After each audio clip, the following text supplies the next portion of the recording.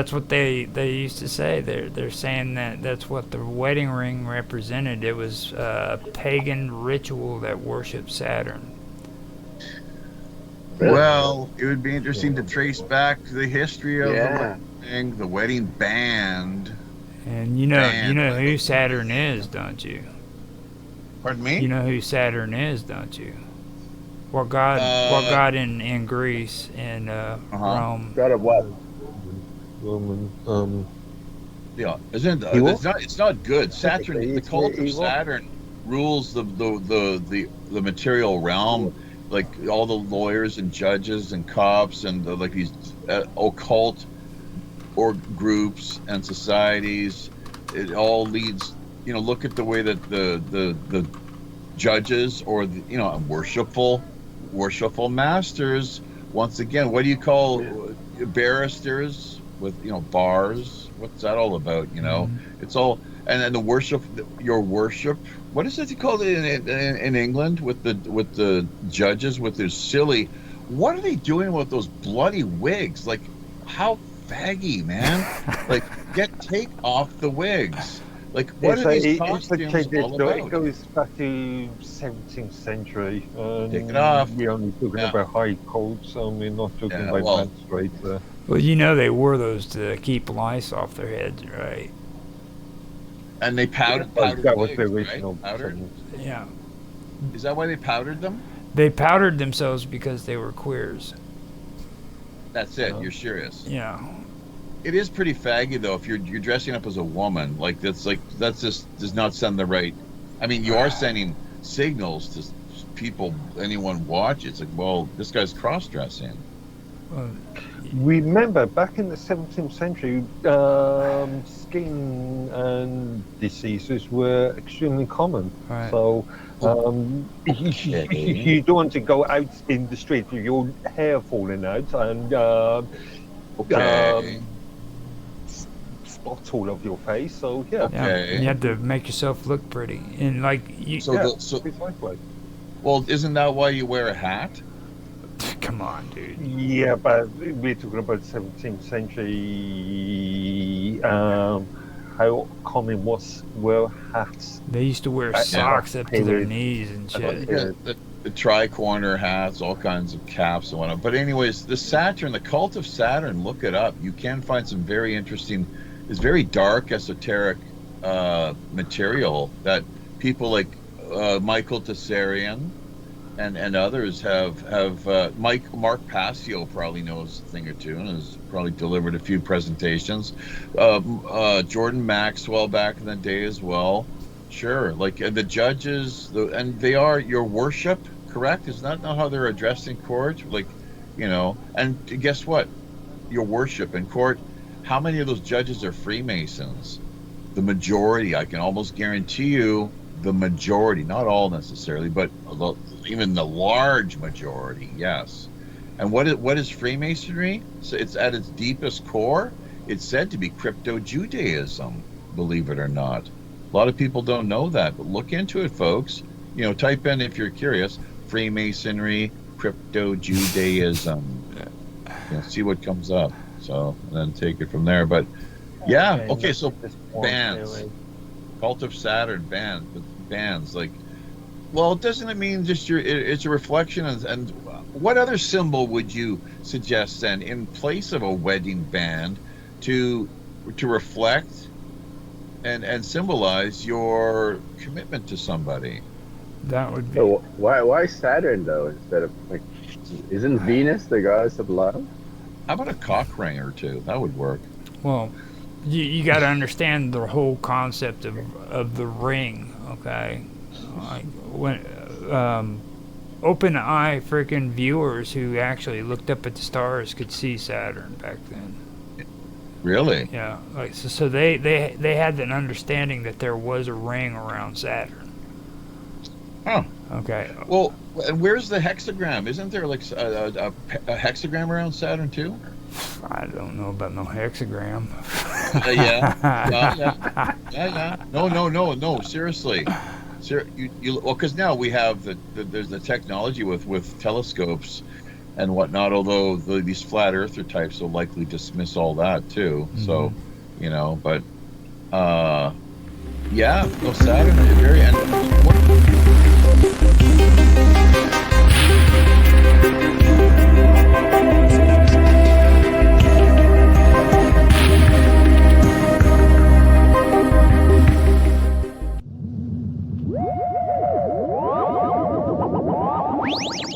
what is Saturn as far as the gods of?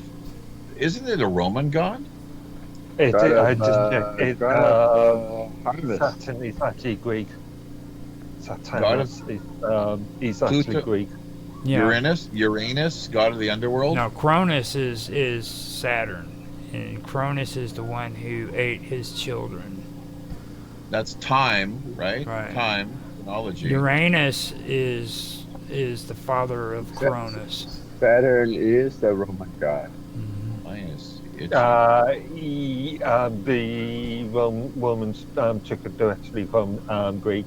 So there Cronus- isn't Saturn Cronus is is Greek? Cronus. Saturn. Yeah, Come again? Saturn is Cronus. But Saturn is Roman. Kronos is Greek. actually no. Cronus, it was a Titan, wasn't he? Yeah, he was a Titan. So he was not God. He Okay. was the father of Zeus. So yeah, he is not one of the Oh. pantheon of gods. Oh, whoa! Kronos was the father of Zeus. Right.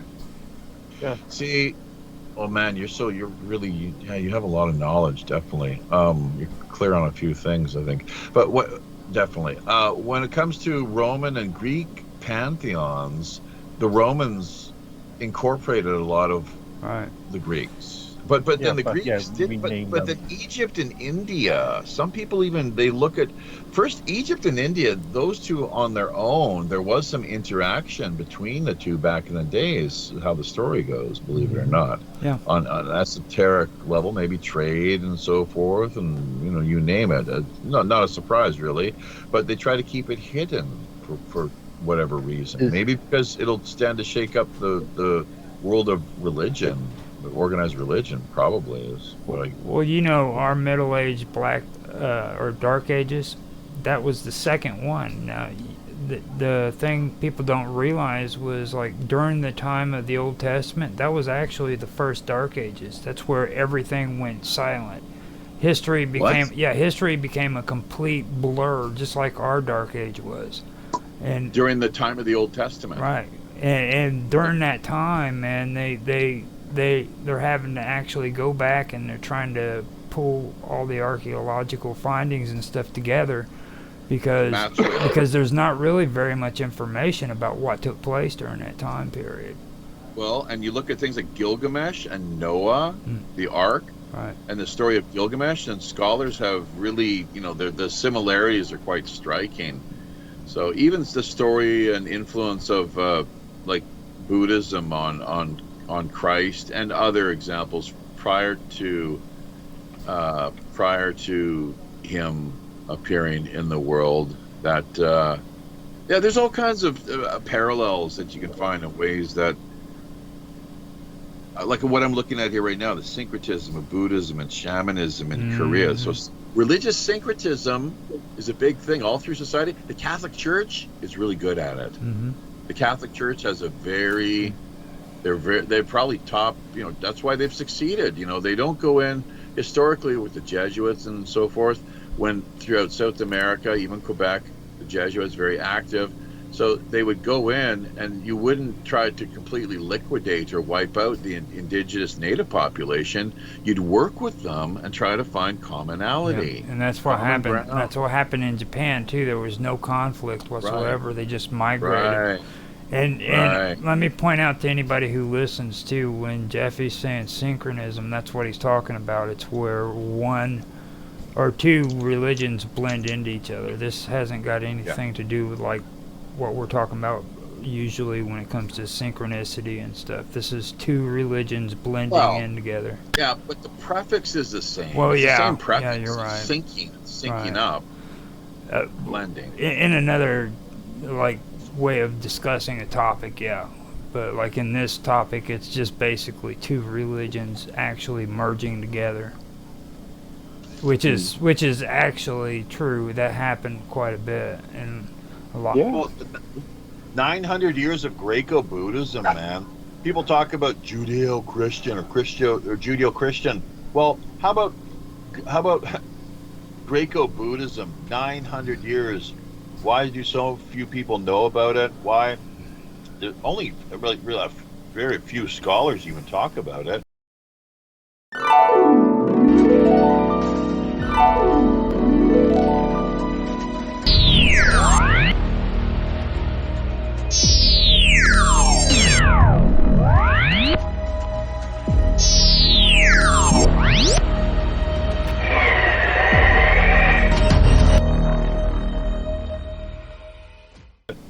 But it's there, man, and it's intriguing. It's really fascinating. So encourage anyone who's interested to dive into that. That's why I want to get into what I was talking to you about in the beginning with this thing about Mount Fuji and a lot of the in Zen Buddhism.